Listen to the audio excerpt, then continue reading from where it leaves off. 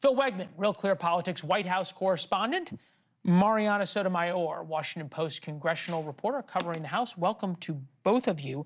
Mariana, start with you on this. How worried are Republicans about this? Oh, very worried. I mean, listen, they're going to tell you all that you just said. We're united. We're hopeful that we can get things done. We all have the same policy goals.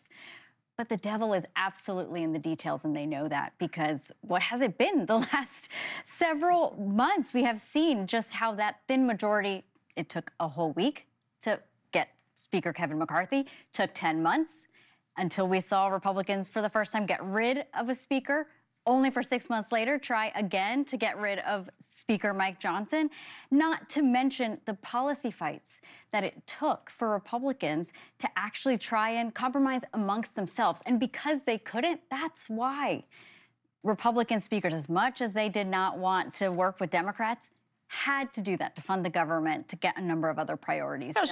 Some could argue that that would be a good thing, right? That it would require compromise, and that it would require some kind of legislation that's in the middle where America would like it to be. A little bit of reaction from Mike Johnson, the Speaker, among others, to this. Take a listen.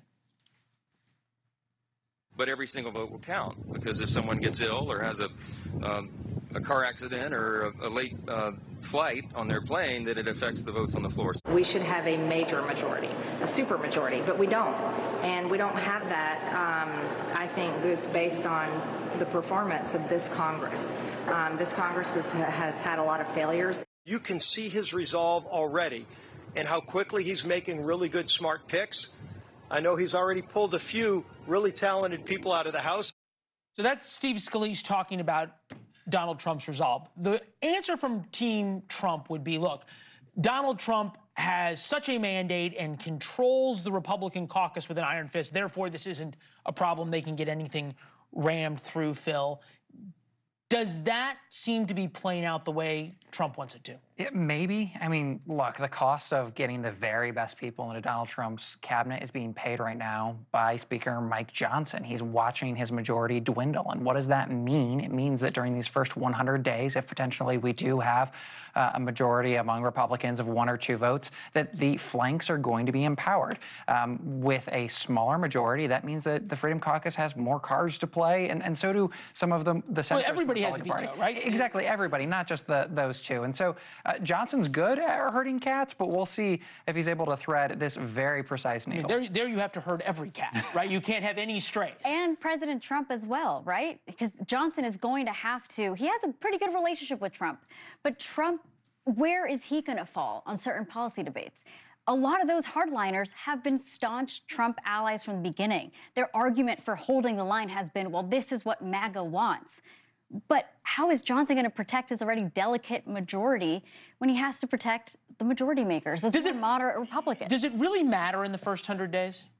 In some ways it could, right? I mean, when I've been talking to a number of leadership aides, they're talking about how the first 100 days are going to be a lot of that legislation negotiations. We've been hearing a lot about what reconciliation, this big package of bills, probably border security, energy, tax cuts, whole tax cuts, so all of raising these the debt ceiling.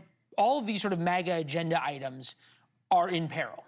Right. And at least for right now, a lot of House Republicans talking about, well, we're going to have to wait until April when those 2 Florida seats are going to get filled to actually put things on the floor.